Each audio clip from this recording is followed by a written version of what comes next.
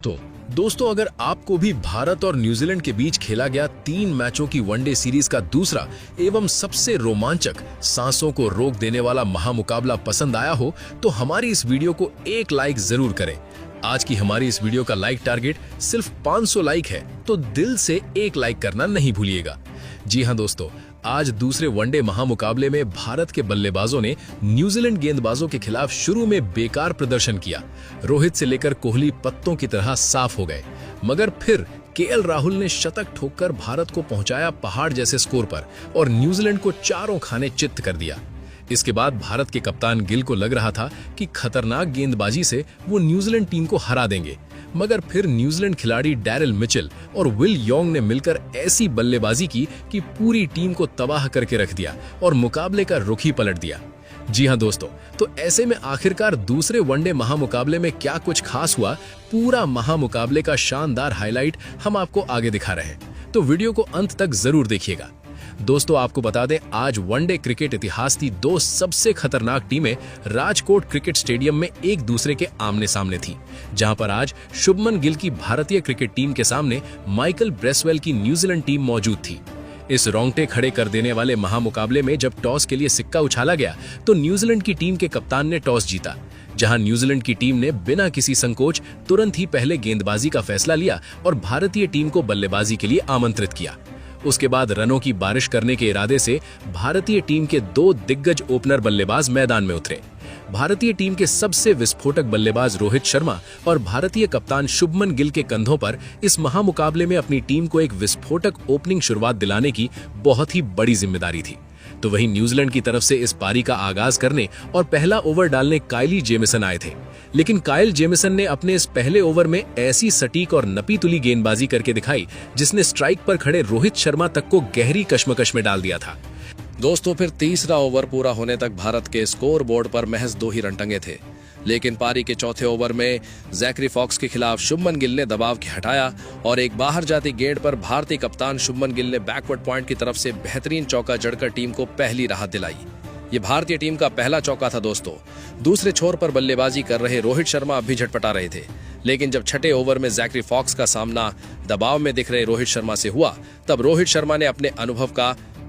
शर्मा ने इस ओवर में जैकरी फॉक्स के खिलाफ 2 जबरदस्त चौके लगाकर खुद पर से और टीम पर से दबाव हटाया और फिर यहां से रोहित शर्मा ने पीछे मुड़कर नहीं देखा। शुरुआत में तकलीफ में डालने वाले काइल जेमिसन के खिलाफ 7वें ओवर में रोहित शर्मा ने अपना आक्रामक अवतार दिखाया और अपने चिरपरिचित अंदाज में 2 शानदार चौके जड़कर न्यूजीलैंड को बैकफुट पर धकेल दिया। अब भारतीय टीम का स्कोर 7 ओवर में 31 रन हो चुका था। यहां से भारतीय टीम ने बेहतरीन वापसी कर ली थी। अब तो कप्तान शुभमन गिल भी अपना बल्ला खोलने लगे थे। 8वां ओवर लेकर जब जैकरी फॉक्स आए तो यहां से शुभमन गिल ने कप्तानी प्रदर्शन करते हुए सबको हैरान कर दिया। 5वीं गेंद पर सबसे पहले तो ऑफ स्टंप के बाहर डाली गई गेंद पर गिल ने मौका बनाया और कट शॉट लगाया और डीप पॉइंट की तरफ एक 4 रन बटोर लिया। अब यहां तो शुभमन गिल का बल्ला रुका नहीं था। अगली ही गेंद पर उन्होंने खूंखार अंदाज दिखाते हुए लेग स्टंप पर डाली गई गेंद पर फाइन लेग की और पुल शॉट लगा दिया। बीच बल्ले से लगकर गेंद सीधी गगनचुंबी 6 के लिए गई और खराब शुरुआत के बाद अब टीम ने वापसी की और 43 रन पर पहुंच गई। 9वें ओवर में शुभमन गिल का बल्ला फिर चलता है। दरअसल क्रिस्टियन क्लार्क आई थी, तो फिर शुभमन गिल ने दूसरी गेंद पर शानदार फ्लिक शॉट लगाते हुए एक चौका लगाया। तो फिर चौथी गेंद पर उन्होंने बेहतरीन कट शॉट के माध्यम से ऑफ स्टंप के बाहर की गेंद को डीप पॉइंट की ओर गैप में खेलकर चौका बटोर लिया। अब इस ओवर में 12 रन के साथ 9 ओवर में टीम अब बेहतरीन बिना कोई विकेट गंवाए 55 रन पूरे कर चुकी थी, यानी कि अब टीम का अर्धशतक हो चुका था। दूसरी तरफ अब रोहित शर्मा और शुभमन गिल के बीच में एक बेहद ही शानदार साझेदारीपन अपने लगी थी और पावर प्ले समाप्त होने तक 10 ओवर में भारतीय टीम ने 57 रन बना लिए थे। जो न्यूजीलैंड की गेंदबाजी घातक शुरुआत में दिखाई दे रही, अब भारतीय बल्लेबाजों के सामने बैकफुट पर आ चुकी थी।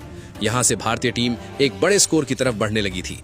यहां से रोहित शर्मा तो शांति से खेल रहे थे, मगर दूसरी तरफ शुभमन गिल एक खूंखार अंदाज दिखाते जा रहे थे और 12वें ओवर में जब जेडन लॉनेक्स आए तो शुभमन गिल ने दूसरी गेंद पर शानदार कवर ड्राइव के माध्यम से एक बेहतरीन सुंदर चौका लगा दिया। अब टीम बेहतरीन 70 रन पर पहुंच गई थी, यानी पहले विकेट के लिए अब शतकी साझेदारी होने ही वाली थी और यहां से अब न्यूजीलैंड को वापसी करने की आवश्यकता थी। मगर किसको पता रहता है कि क्रिकेट में कब गेम पलट जाए। यही हुआ। 13वां ओवर लेकर जब क्रिस्टियन क्लार्क आए तो भारतीय टीम के सबसे खतरनाक बल्लेबाज यानी रोहित शर्मा को उन्होंने बिल यंग के हाथों कैच आउट करा दिया। और इस प्रकार रोहित शर्मा आज इस महामुकाबले में सिर्फ 24 रन बनाकर चलते बने।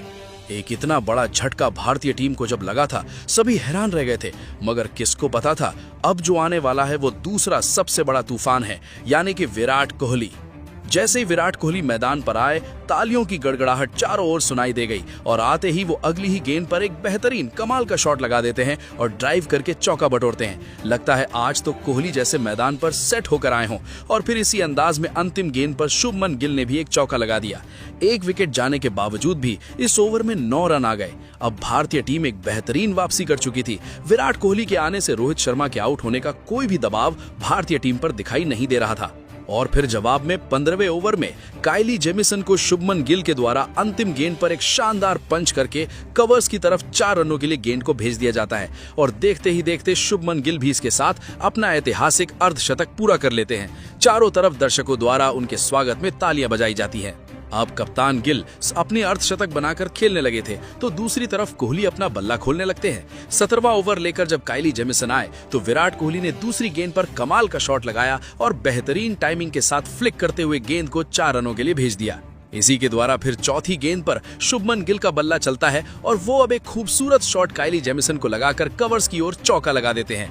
और शुभमन गिल और विराट कोहली के बीच में एक बेहतरीन साझेदारी पनपने लगी थी और अब टीम 100 के करीब पहुंच गई थी।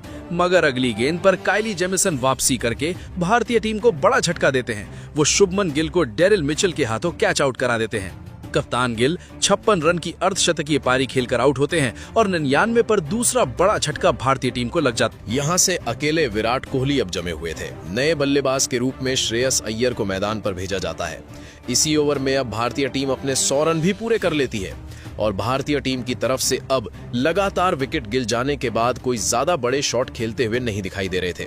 यानी कि पूरी भारतीय बल्लेबाजी अब बैकफुट पर आ चुकी थी और न्यूजीलैंड की खतरनाक वापसी ने भारतीय टीम को चौंका दिया था।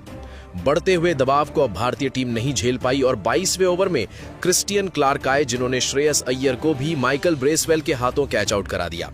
आज का अय्यर 8 रन बनाकर पवेलियन चलते बने। अब 115 पर 3 बड़े झटके भारतीय टीम को लग चुके थे। अब बल्लेबाजी करने के लिए केएल राहुल मैदान पर आए थे। केएल राहुल और विराट कोहली के कंधों पर इतनी बड़ी जिम्मेदारी आ गई थी कि वो टीम को संभाले। बड़े बड़े 3 शुरुआती विकेट जाना किसी भी टीम के लिए बहुत बड़ा खतरा होता है। भारतीय टीम अभी बड़े स्कोर तक नहीं पहुंच पाई थी और यहीं फिर एक और बड़ा झटका भारतीय टीम को लगता है। दुनिया के सर्वश्रेष्ठ खिलाड़ी विराट कोहली 24वें ओवर में क्रिस्टियन क्लार्क को एक शॉट मारने गए, मगर चूक गए और क्लीन बोल्ड होकर पवेलियन चलते बने और 23 रन की एक छोटी सी पारी खेलकर अब विराट कोहली निराश होकर पवेलियन तरफ जाते हुए दिखाई दिए। यहां से भारतीय टीम की सारी उम्मीदें टूट गई थी। 118 पर 4 बड़े विकेट जाने के बाद भारतीय टीम पूरी तरीके से हैरान हो गई थी। अब अगले बल्लेबाज के रूप में रविंद्र जडेजा को मैदान पर भेजा जाता है। भारतीय टीम के इस निराशाजनक प्रदर्शन ने सभी भारतीय दर्शकों का दिल तोड़ दिया था और न्यूजीलैंड की गेंदबाजी ने कसकर जिस तरीके से भारतीय टीम को बैकफुट पर धकेला ना, वो हैरान कर देने वाला था। अब यहां से लोकेश राहुल और जडेजा बेहतरीन साझेदारी बना पाते हैं। 28वें ओवर में जब ग्लेन फिलिप्स आए तो लोकेश राहुल ने अपना बल्ला खोला और आगे आकर गेंद को बाउंड्री की तरफ धकेल दिया। डीप कवर्स की ओर चौका मिलता है और इसके साथ ही 63 गेंदों बाद भारतीय टीम को एक बेहद लंबे समय बाद बाउंड्री मिलती है। अब भारतीय टीम यहां से अपना प्रेशर कम करती है और फिर इसके बाद 34वें ओवर में ज़ाकारी फॉक्स आए तो रविंद्र जडेजा ने 35 गेंदबाज एक और गेंद को पुल शॉट के माध्यम से चौके के लिए भेजा। यहां से भारतीय टीम अब 34 ओवर में 160 रन पूरे कर लेती है। 4 बड़े विकेट जाने के बाद अब भारतीय कप्तान शुभमन गिल पूरी तरीके से परेशान थे, मगर सामने बल्लेबाजी कर रहे लोकेश राहुल अपना खतरनाक अंदाज दिखाना शुरू करते हैं और 36वीं ओवर में ज़ाकारी फॉक्स को वो पहली गेंद पर शानदार करारा कट शॉट लगाकर डीप कवर्स की ओर 4 रन के लिए गेंद को भेज देते हैं। लोकेश राहुल तीसरी गेंद पर लेग साइड की ओर पुल करके स्क्वायर लेग की तरफ एक और बड़ा चौका हासिल करते हैं और टीम को 174 पर पहुंचाते हैं। लोकेश राहुल का बल्ला भी अब यहां से खुल चुका था। दरअसल जब 37वां ओवर लेकर जेडन लैनिक्स आए तो लोकेश राहुल ने दूसरी गेंद पर कदमों का इस्तेमाल करके ड्राइव किया और एक और चौका लगा दिया। अब एक तरफ लोकेश राहुल भी अपने अर्धशतक की ओर बढ़ रहे थे तो रविंद्र जडेजा सिंगल डबल लेकर उनका साथ दे रहे थे। ये साझेदारी इतनी अच्छी पनपी कि 38वें ओवर में काइली जैमिसन के सामने लोकेश राहुल ने फ्रंट फुट से आकर पंच किया और एक चौका मार दिया और इसके साथ ही अब भारतीय टीम 191 पर पहुंच गई थी। इन दोनों के बीच में 73 रन की साझेदारी हो ही चुकी थी, मगर 39वें ओवर में माइकल ब्रेसवेल आकर रविंद्र जडेजा को खुद ही कैच आउट कर देते हैं और 27 रन बनाकर आज जडेजा पवेलियन चलते बनते हैं। आधी भारतीय टीम पवेलियन लौट चुकी थी। नए बल्लेबाज के रूप में अब नीतीश कुमार रेड्डी को मैदान पर भेजा जाता है। नीतीश कुमार रेड्डी का सिर्फ आज काम इतना था कि वो स्ट्राइक को रोटेट करते रहे, क्योंकि सामने लोकेश राहुल अब मैदान पर जम चुके थे। और फिर लोकेश राहुल बेहतरीन 40वीं ओवर में काइली जैमिसन को एक बेहतरीन 5वीं गेंद पर थर्ड मैन की तरफ गैप में चौका लगाते हैं और इसके साथ ही वो अपना ऐतिहासिक अर्धशतक पूरा करते हैं। पूरा स्टेडियम उनके सामने नतमस्तक था, क्योंकि ये अर्धशतक ऐसे वक्त पर आया था जब भारतीय टीम को सबसे ज्यादा जरूरत थी। अब नीतीश कुमार रेड्डी उनका साथ देते हैं और लोकेश राहुल अब यहां से अपना बल्ला खोलते हैं। 43वें ओवर में माइकल ब्रेसवेल आए तो लोकेश राहुल ने खूबसूरत शॉट लगाते हुए लेफ्ट स्टंप के बाहर डाली गई गेंद को डीप पॉइंट की तरफ रिवर्स स्वीप करके एक चौका लगा दिया। अब टीम 222 रन पर पहुंच गई थी। दूसरी तरफ नीतीश कुमार रेड्डी भी 44वें ओवर में क्रिस्टन क्लार्क के सामने अपना बल्ला खोलते हुए अंतिम गेंद पर गेंद को मिड विकेट की तरफ गगनचुंबी 6 के लिए भेज देते हैं। अब लोकेश राहुल अपने शतक की ओर बढ़ने लगे थे और देखते ही देखते उन्होंने भारतीय टीम की तरफ पूरा मैच मोड़ दिया था। इन दोनों के बीच में अब अर्धशतकीय साझेदारी हो चुकी थी और फिर 47वें ओवर में ज़कारी फॉक्स आए। नीतीश कुमार रेड्डी को उन्होंने ग्लेन फिलिप्स के हाथों आउट कर दिया और 20 रन बनाकर आज नीतीश कुमार रेड्डी भी पवेलियन चले गए। 248 पर 6वां विकेट भारतीय टीम का। अब बल्लेबाजी करने के लिए हर्षित राणा को मैदान पर भेजा जाता है। इसी ओवर के अंतिम गेंद पर लोकेश राहुल एक बेहतरीन टाइमिंग का इस्तेमाल करके चौका लगा देते हैं और टीम अब 250 के पार पहुंच चुकी थी। लोकेश राहुल अकेले जमे हुए थे, उनको सिर्फ साथ चाहिए था, मगर दूसरी तरफ हर्षित राणा ज्यादा देर तक टीम का साथ नहीं दे पाए और 48वें ओवर में जेडन लेनिक्स आए तो उन्होंने माइकल ब्रेसवेल के हाथों हर्षित राणा को कैच आउट कर दिया। महज 2 रन बनाकर आज राणा पवेलियन चले गए। ऐसे में अब बल्लेबाजी करने के लिए मोहम्मद सिराज आए तो लोकेश राहुल को अपना शतक पूरा करना ही था। तो 49वां ओवर लेकर काइली जैमिसन आए तो लोकेश राहुल ने पहली इनसाइड आउट ओ की गेंद को एक बेहतरीन चौका लगा दिया और इस प्रकार वो 90 के पार पहुंच गए। अब इसी ओवर की अंतिम गेंद पर लोकेश राहुल ने शानदार एक बेहतरीन बल्ला घुमाया और एक गगनचुंबी 6 लगाकर ऐतिहासिक शतक महज 87 गेंदों में पूरा कर लिया। सभी ने उनके लिए तालियां बजाई। टीम भी 272 पर पहुंच गई थी। अंतिम ओवर लेकर जब ज़कारी फॉक्स आए तो लोकेश राहुल ने इस ओवर की तीसरी गेंद पर मिडफील्डर के ऊपर से एक चौका लगा दिया। यही नहीं, अंतिम गेंद पर उन्होंने बेहतरीन एक और थर्ड मैन की तरफ चौका लगाते हुए अपनी टीम के स्कोर को 284 पर पहुंचा दिया। साथ में लोकेश राहुल ने नाबाद 112 रन 92 गेंदों में बनाए और बुरी परिस्थिति होने के बावजूद भी भारतीय टीम को सम्मानजनक स्कोर तक पहुंचाया और भारतीय टीम ने आज न्यूजीलैंड को हासिल करने के लिए 285 रन का लक्ष्य दिया। ऐसे में 285 रन के एक लक्ष्य के जवाब में न्यूजीलैंड की तरफ से 2 खतरनाक बल्लेबाज मैदान पर उतरे।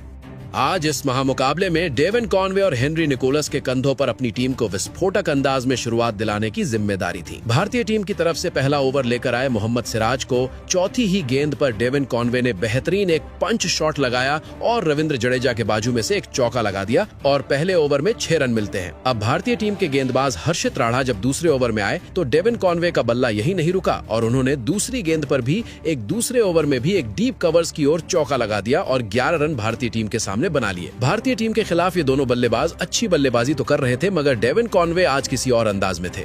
तीसरे ही ओवर में उन्होंने मोहम्मद सिराज को एक और बेहतरीन बल्ले का इस्तेमाल करके डीप कवर्स की ओर शॉट लगाया और चौका हासिल कर लिया और 3 ओवर में 16 रन पहुंच गए। डेविन कॉनवे और हेनरी निकोलस दोनों मिलकर एक बेहतरीन साझेदारी कर रहे थे, जो कि भारतीय टीम पर लगातार प्रेशर बढ़ाती जा रही थी। मगर आज भारतीय टीम की गेंदबाजी ने भी कमाल किया और 6वें ओवर में हर्षित राणा ने डेविन कॉनवे को ही क्लीन बोल्ड कर दिया और 16 रन बनाकर डेविन कॉनवे पवेलियन गए और 22 पर पहला झटका न्यूजीलैंड को लगता है और भारतीय गेंदबाजी ने अब राहत की सांस ली थी। मगर इसके बाद बल्लेबाजी करने के लिए जब विल यॉन्ग आए तो यहाँ से समझो मैच ही पलट गया था। वो रुककर बल्लेबाजी करने लगे थे और पहला विकेट गिरने के बाद अब न्यूजीलैंड की तरफ से बेहद लंबे समय तक कोई भी जड़ी ज्यादा बड़ी बाउंड्री नहीं देखी गई। मगर पावर प्ले के अंतिम यानी कि 10वें ओवर में विल यॉन्ग ने अंतिम गेंद पर एक बेहतरीन आखिरी समय तक गेंद को आने दिया, फिर थर्ड मैन की तरफ गाइड करके चौका लगा दिया। और इस प्रकार 10 ओवर में 34 रन आज न्यूजीलैंड ने बना लिए थे। यानी कि भारतीय गेंदबाजी ने कहीं न कहीं वापसी करके न्यूजीलैंड के रन गति को तो रोक दिया था, मगर इसी का प्रेशर प्रसिद्ध कृष्णा 13वें ओवर में उठाते हैं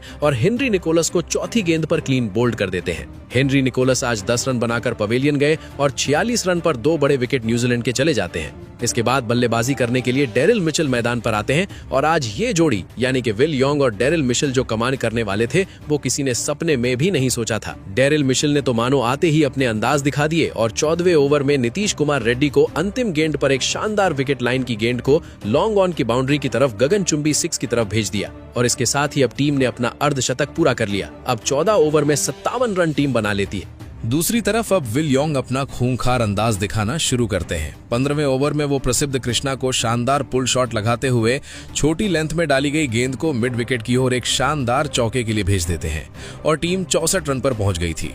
तो डेरिल मिचेल अब 16वें ओवर में अपना खूंखार अंदाज दिखाकर रविंद्र जडेजा को टारगेट करके घुटना टिकाकर स्लॉग स्वीप लगाकर एक चौका लगा देते हैं और टीम 16वें ओवर में 69 पर पहुंच गई थी। ये जोड़ी अब भारतीय टीम के लिए सबसे बड़ा खतरा बन रही थी। शुभमन गिल की कोई भी रणनीति काम नहीं आ रही थी, कोई भी गेंदबाज इन दोनों को नहीं रोक पा रहा था। ये लगातार भारतीय टीम के लिए हार का सबब बन रहे थे और सबसे बड़ा खतरा बनकर साबित हुए थे। डेरिल मिचेल तो अब 21वें ओवर में कुलदीप यादव को टारगेट करते हैं और तीसरी गेंद पर आगे आकर लाइन को ऊपर रखते हैं और मिड विकेट की दिशा में एक शॉट खेलकर गगनचुंबी 6 लगाते हैं और चौथी गेंद पर वो बैक टू बैक ऊपर से स्कूप करते हुए एक और चौका लगाते हैं और टीम अब 21 ओवर में 96 पर पहुंच गई थी। सिंगल डबल लेते हुए 22वें ओवर तक अब टीम ने अपने 100 रन भी पूरे कर लिए थे। 2 बड़े विकेट जाने का कोई भी दबाव अब न्यूजीलैंड पर दिखाई नहीं दे रहा था, जबकि गेंदबाजी अब भारतीय टीम की दबाव में थी। 23वां ओवर लेकर आए चाइनामैन कुलदीप यादव को डेरिल मिचेल एक और खूबसूरत चौका लगाकर अब भारतीय टीम को टोटल बैकफुट पर धकेल देते हैं। ये साझेदारी ऐसी पनप चुकी थी जिसको देखकर हर एक भारतीय दर्शक निराश हो चुका था। भारतीय जमीन पर न्यूजीलैंड इस तरीके के प्रदर्शन करेगी किसी ने सोचा नहीं था। शुरुआत भले ही खराब हुई मगर अब यहां से टीम ने वापसी कर ली थी। 28वां ओवर लेकर आए प्रसिद्ध कृष्णा को तो विल यॉन्ग ने एक शानदार कट शॉट लगाकर चौके के लिए भेज दिया और इस प्रकार टीम 134 पर पहुंच गई। विल यॉन्ग के साथ डेरिल मिचेल की अर्धशतकीय साझेदारी भी अब पूरी हो चुकी थी। भारतीय टीम को किसी भी हालत में साझेदारी की कमर तोड़ना अब बहुत जरूरी हो चुका था, लेकिन ऐसा करने में भारतीय टीम की किस्मत पूरी तरह रूठी हुई नजर आ रही थी। इसी बीच डेरिल मिचेल ने अपने इस मुकाबले का एक गजब का अर्धशतक पूरा कर लिया, तो वहीं उसके अगले ही ओवर में उनके साथ बल्लेबाजी कर रहे विल यंग ने भी अपना इस मुकाबले का एक लाजवाब अर्धशतक पूरा कर लिया। दोनों ही बल्लेबाज अब भारतीय टीम के हाथ से ये मुकाबला खींच कर ले जा रहे थे और दबाव पूरी तरह भारतीय टीम की गेंदबाजी के ऊपर हावी था। देखते ही देखते दोनों की ये साझेदारी अब 100 रनों का आंकड़ा पार कर चुकी थी। भारतीय टीम गहरी मुश्किल में थी और टीम का कोई भी गेंदबाज इन दोनों के विजय रथ को रोक नहीं पा रहा। पारी के 36वें ओवर में तो भारतीय टीम के सबसे खतरनाक स्पिन गेंदबाज कुलदीप यादव के खिलाफ विल यंग ने 2 जबरदस्त चौके एक के बाद एक 6 जड़ दिए थे। तो वहीं इसी ओवर में प्रसिद्ध कृष्णा ने एक आसान सा मौका गवा दिया था। दरअसल इस ओवर की चौथी गेंद पर डेरियल मिचेल ने स्वीप शॉट खेला था और गेंद बल्ले का ऊपरी किनारा लेकर हवा में तैरने लगी थी, लेकिन एक लड्डू जैसा आसान कैच प्रसिद्ध कृष्णा ने छोड़ दिया था। तो वहीं इसी ओवर में विल यंग को रनआउट करने का भी एक सुनहरा मौका बना था, लेकिन वहां भी भारतीय खिलाड़ी उस मौके को भुनाने में नाकाम रहे। न्यूजीलैंड की ये दोनों ही बल्लेबाज आज मुकाबले में फौलादी किस्मत के साथ मैदान में उतरे थे। भारतीय गेंदबाज इन दोनों को अपनी गेंदबाजी से चकमा तो दे पा रहे थे, लेकिन गेंद हमेशा वहीं जाकर गिर रही थी जहां कोई भी फील्डर मौजूद नहीं था। ये साझेदारी अब पूरी तरह भारतीय टीम के हौसलों पर हावी हो चुकी थी। विल यंग और डेरियल मिचेल ने मिलकर अब अपनी टीम को 208 रनों पर पहुंचा दिया था, जहां पर इन दोनों की ये विशाल साझेदारी 162 रनों की हो चुकी थी। लेकिन तभी गेंदबाजी पर आए कुलदीप यादव ने अपनी फिरकी का जादू दिखाया और अपने शतक से केवल 13 रन दूर खड़े विल यंग को अपने जाल में फंसा लिया। विल यंग एक बड़ा शॉट खेलने के चक्कर में नीतीश कुमार रेड्डी के हाथों कैच आउट हो गए। विल यंग इस मुकाबले में 98 गेंद में 87 रनों की एक गजब की पारी खेलकर पवेलियन लौट गए। कुलदीप यादव ने इस कीमती विकेट के साथ भारतीय टीम की डूबती उम्मीदों को फिर से जिंदा कर दिया था। यहां से भारतीय टीम के पास मुकाबले में धमाकेदार वापसी करने का एक बढ़िया मौका था। अब बल्लेबाजी के लिए ग्लेन फिलिप्स मैदान पर आए थे, लेकिन अभी भी डेरियल मिचेल अंगद की तरह पैर जमाकर मैदान में मौजूद थे। उन्होंने इसी बीच मोहम्मद सिराज के 39वें ओवर में मिड विकेट की तरफ एक लाजवाब और कड़क चौका जड़ दिया।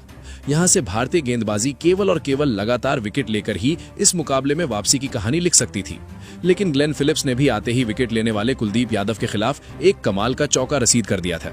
न्यूजीलैंड की टीम के ऊपर रन बनाने का कोई ज्यादा दबाव नहीं था, जिस कारण भारतीय टीम के लिए जल्द से जल्द विकेट चटकाना अत्यंत अनिवार्य हो चुका था। अब यहां से ग्लेन फिलिप्स और सेट हो चुके डेरियल मिचेल के बीच भी एक और साझेदारी पनपती हुई नजर आ रही थी। डेरियल मिचेल की तूफानी बल्लेबाजी का कोई भी जवाब भारतीय टीम की लेकिन अब मैदान में मौजूद सभी दर्शकों की नजरें डेरियल मिचेल के ऊपर टिकी हुई थी, क्योंकि वो अपने ऐतिहासिक शतक के बेहद करीब पहुंच चुके थे। और फिर आईसीसी वनडे रैंकिंग के दूसरे नंबर के बल्लेबाज डेरियल मिचेल ने ये बड़ा कारनामा भी इस मुकाबले में करके दिखा दिया और अपने वनडे अंतर्राष्ट्रीय करियर का 8वां शतक इस महामुकाबले में पूरा कर लिया। भारतीय टीम की गेंदबाजी डेरियल मिचेल के सामने पूरी तरह घुटने टेक चुकी थी। ग्लेन फिलिप्स और डेरियल मिचेल की ये साझेदारी अब भारतीय टीम को इस मुकाबले में पूरी तरह बैकफुट पर धकेल चुकी थी। यहां से अब कोई चमत्कार ही इस मुकाबले में भारतीय टीम की डूबती नैया को पार लगा सकता था और उसकी उम्मीद पूरे भारतीय खेमे को थी। लेकिन इन उम्मीदों को डेरियल मिचेल और ग्लेन फिलिप्स की इस जोड़ी ने पूरी तरह धूल में मिला दिया था। दोनों ही बल्लेबाज भारतीय टीम के हर एक गेंदबाज पर बेरहमी से प्रहार कर रहे थे। प्रसिद्ध कृष्णा के खिलाफ तो ग्लेन फिलिप्स ने एक गगनचुंबी और जबरदस्त सिक्स सीधे सामने की तरफ जड़ दिया था। फिर अंत में डेरियल मिचेल और ग्लेन फिलिप्स की इस जोड़ी ने अपनी लाजवाब बल्लेबाजी के बलबूते पर भारतीय टीम को इस रोमांचक मुकाबले में 7 विकेट से शिकस्त दे दी। इस महामुकाबले में भारतीय टीम की रणनीति पूरी तरह नाकामयाब रही। डेरियल मिचेल ने अकेले के दम पर भारतीय टीम के गेंदबाजों को पूरी तरह बेबस कर दिया। डेरियल मिचेल ने इस मुकाबले में 117 गेंद में नाबाद 131 रनों की मैच जिताऊ और शानदार पारी खेली। लेकिन इसके बावजूद भारतीय टीम की बल्लेबाजी में केएल राहुल ने फिर एक बार सभी के दिल जीत लिए। केएल राहुल ने अपनी लाजवाब बल्लेबाजी से एक समय पर गहरी मुसीबत में दिख रही भारतीय टीम को एक विशाल स्कोर तक पहुंचाया था। केएल राहुल ने 92 गेंद में 112 रनों की एक अद्भुत और साहसी पारी खेली। लेकिन अफसोस कि अंत में भारतीय टीम और भारतीय गेंदबाजी इस मुकाबले को बचा नहीं पाई। इसके साथ ही इस श्रृंखला में अब भारत और न्यूजीलैंड दोनों 1-1 से बराबरी पर आ गए हैं, यानी कि सीरीज का अंतिम वनडे मैच अब सीरीज डिसाइड बन चुका है। जो भी इस मैच को जीतेगा वो सीरीज अपने नाम ले जाएगा। इस महामुकाबले में भले ही भारतीय टीम हार गई, मगर भारतीय टीम के सबसे खतरनाक बल्लेबाजी करने वाले केएल राहुल की आप भर सकते प्रयास और शतक को 10 में से कितने अंक देंगे, कमेंट में बताएं। नए हैं, सब्सक्राइब करना नहीं भूलिएगा। जय हिंद।